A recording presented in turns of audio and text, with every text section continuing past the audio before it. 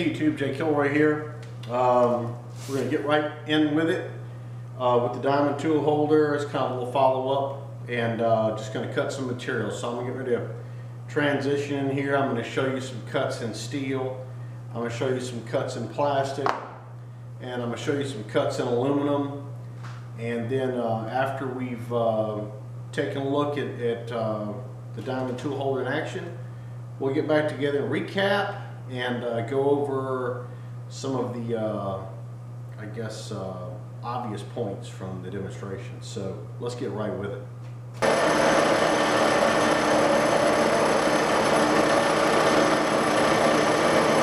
This is about 12,000 per revolution.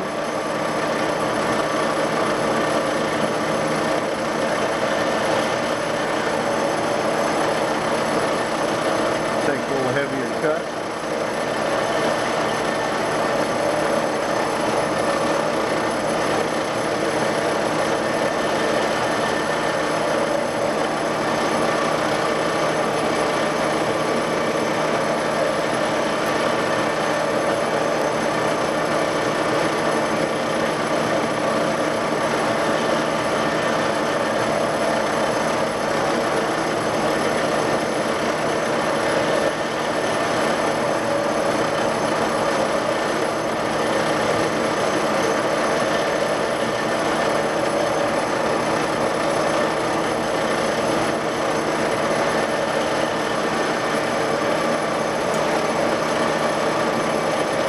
Breaking a nice chip there.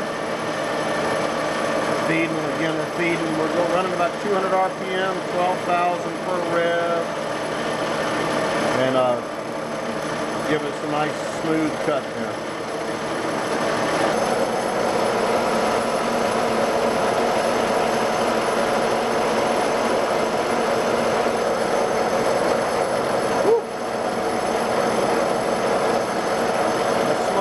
Pretty good there.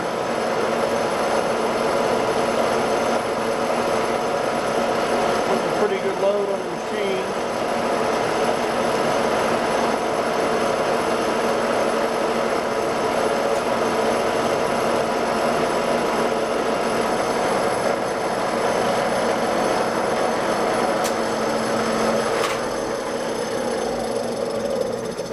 Whew. Smoky. So that there was 1/8 of an inch cut with 12 thou per revolution. Let me get a pair of pliers.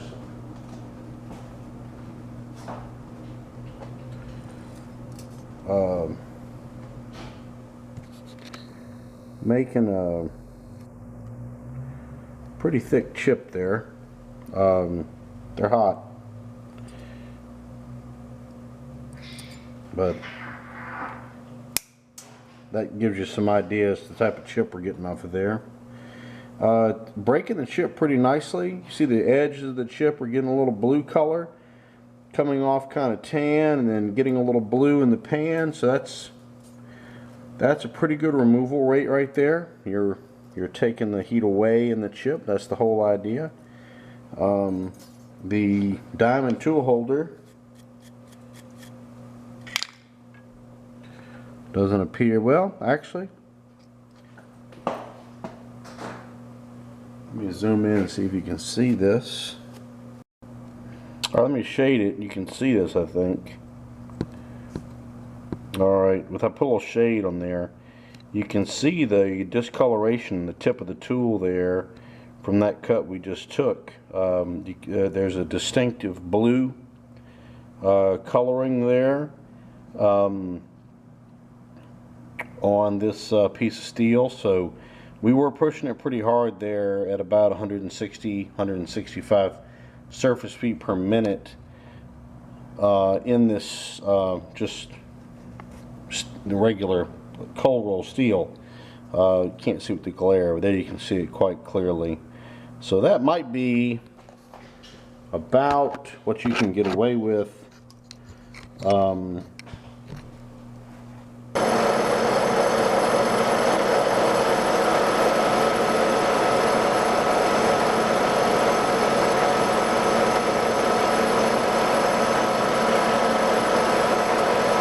That's breaking a real nice chip.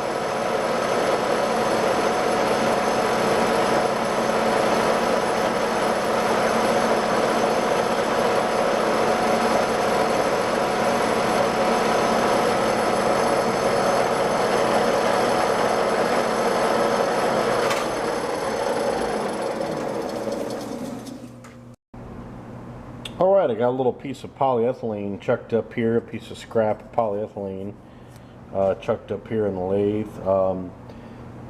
We're going to do a little plastic cutting here, show you how it behaves with plastic. I cut a lot of plastic, so and this is kind of my go-to tool for plastic. One thing you'll notice is I'll be feeding everything by hand, because generally you got to feed this stuff fast.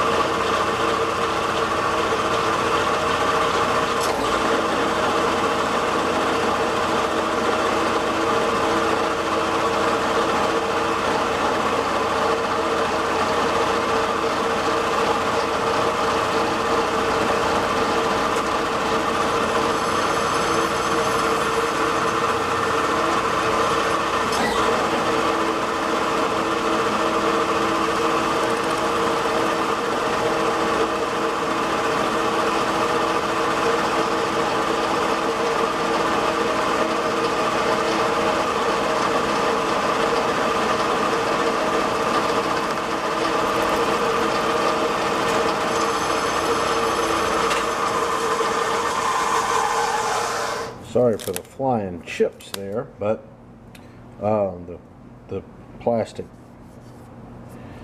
But if you'll look here, we've got real nice, smooth, really nice, smooth surface finish. This is a great tool for cutting polyethylene, Delrin, Acetol, whatever you want to call it, nylon. Those are just some of the plastics that I've cut with it. Glass-filled plastics are a little tough on high-speed steels. I don't know that I would try it with glass-filled nylons or other plastics, because they're extremely abrasive and probably eat up your cutting edge pretty quickly. But on this type of just regular polyethylene, it does a fine job. And this and Delrin are the two plastics that I cut the most. Let's face that mess off there. This is about 1,000 RPM we're running here.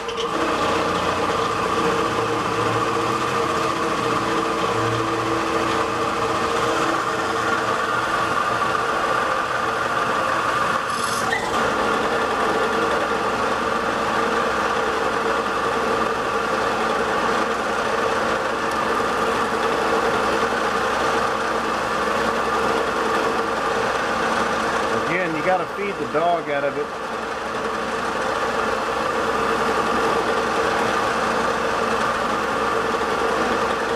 If you hope to break a chip.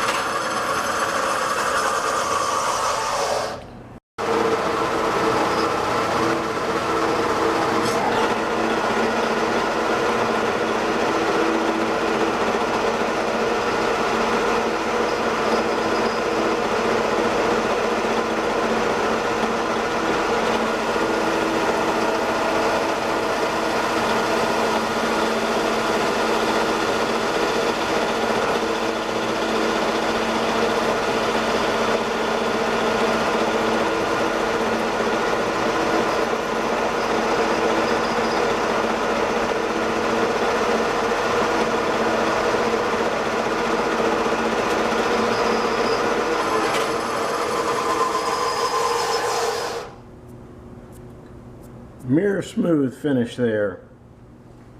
We're running about 750 RPM, and this is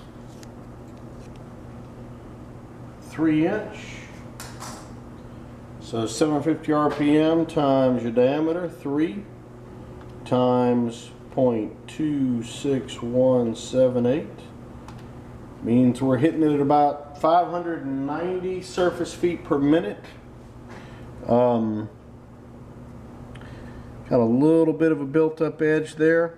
Let's try a little WD-40 on another pass and see if that takes care of that.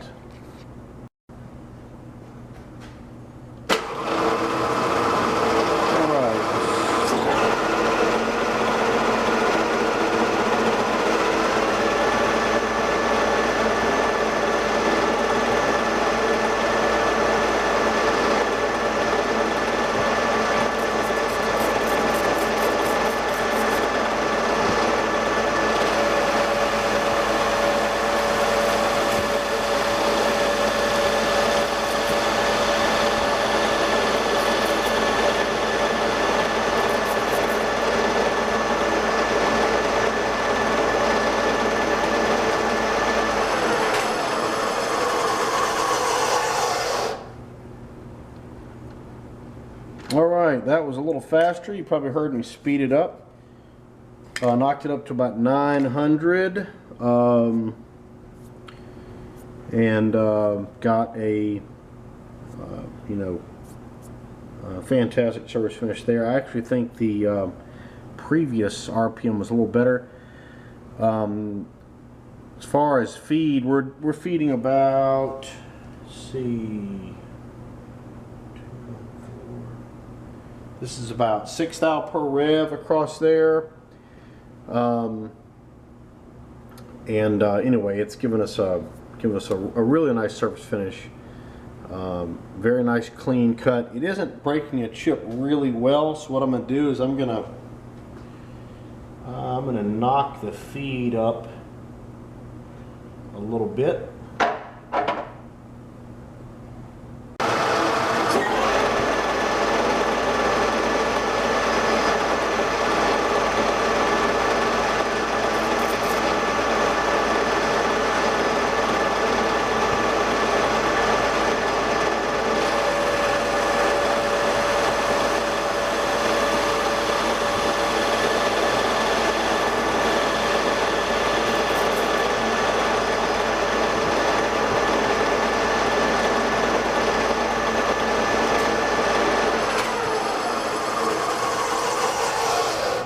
Nope, that was maybe even a little worse. Look at that mess. And we got a little telegraphing of that there. The feed's getting a little fast. So anyway, as far as surface speed goes, even with high-speed steel, we're sitting here running at 600 to 700 surface feet per minute and getting real nice finishes. I realize that on smaller RPMs this may be difficult speeds to achieve on a lot of machines, but what this tells you is when you're running aluminum and with high-speed steel and your South Bend 9" or 10K, you run it flat out. Just hit it, you get faster material removal rates and real good surface finishes all around. Let's try one more cut. I'm going to bump the feed up. Oh, nah, I'll tell you what. We will slow the feed down some and then go for a bigger cut. See how this goes here. Slow the feed down a little bit.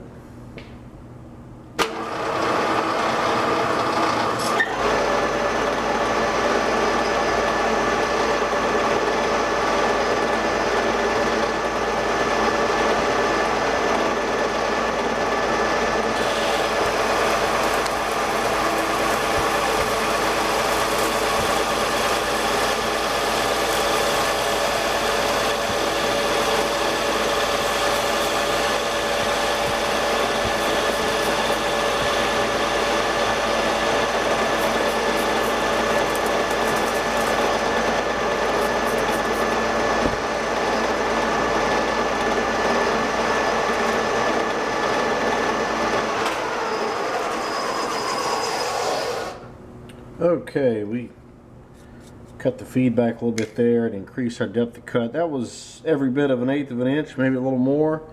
But again, really nice surface finish. No real ill effects. I don't really feel a built-up edge here. Of course, we're using WD-40 as a lubricant here. Another good lubricant to use with aluminum, at least with certain grades, like the 3000 series grades. I haven't tried with all of them. Is alcohol.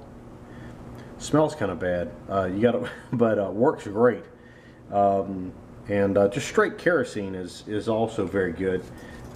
Cheaper than WD-40, and it's, you know, pretty much the same result. So anyway, back at you in just a minute. All right, guys, we have given the diamond tool holder a little workout. Let's review. 316 stainless.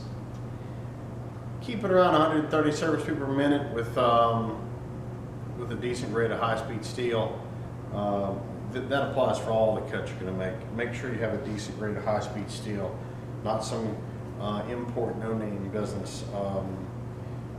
Look for good names like Latrobe, CPM, Momax, some of the older stuff still out there that you can find, Rex, you know, good stuff, good grade of high-speed steel. Keep around 130 with 316 with stainless, with mild steel. You can get up around 160 without really showing any ill effects. With aluminum, you know, really, unless you have a modern and very capable machine, your machine's probably the limit. Just run it flat out. I see best results between 500 and 600 surface feet per minute with aluminum, as far as getting good surface finishes. And with plastic, same thing there. You really want the tool sharp plastic. You want to get a clean cutting action, and I was running a 4-inch diameter stock at around 1,000 RPM, which is around at 4 inches diameter, your speed equals your surface speed. So, or roughly thereabouts. So I was getting around 1,000 surface feet per minute. So, you know, with plastics, you want to really knock it up there. So that's kind of the whole role there. You know, it's a versatile tool. I never sharpened the tool after we did that one cut where I took a real healthy feed, like a 12 thou per rev feed on an 1/8 of an inch depth of cut, and I got a little blue. I got a little bluing in the tip there. Never touched it after that. You know, it wasn't, you know, hurting anyway. But you might wonder, well, why did we get, you know, bluing in the tip with that 1/8 of an inch depth of cut when we did a cut right after that was 200 thou, and we didn't get any bluing with that? Well, it's because my overall material removal rate, you got to factor in feed. My overall material removal rate was higher with the 1/8 inch depth of cut because my feed was so much faster. I had 3 times the feed and a little over half the cut, so I was removing material a lot faster. You'll notice different speeds and feeds. You get better chip breaking, worse chip breaking. In general, at least with steels, if you're not breaking a good chip, crank up the feed. That's what generally works for me. If you're this is the same with aluminum too. If you're not breaking a chip, crank it up faster. Crank the feed up. Plastic, nothing helps. And then there was some discussion about whether or not you can grind a chip breaker in these things, and you can, and I've seen chip breakers ground in here. The difficult part is you can either, as you might expect, you can either grind a chip breaker for facing across, or you can grind a chip breaker parallel to the other edge for turning. It's rather difficult to try to grind a chip breaker to do both on one of these. So I don't do either. I just deal with the chips. If you get the feed up and the speed up in the right range and do some experimentation and find out what works with your particular combination of material, you can usually find a combo that will break a chip and give you a nice material removal rate, so you're not at the machine all day long making one cut. So anyway, there you go. That's the diamond tool holder, well worn out. And next project, got a couple more projects coming up here soon. I need to build a few things for around the shop. Got a couple of mailbox projects, buddy doos as I like to call them, and we'll be moving on to that stuff soon. So be safe in the shop, and I'll talk to you soon.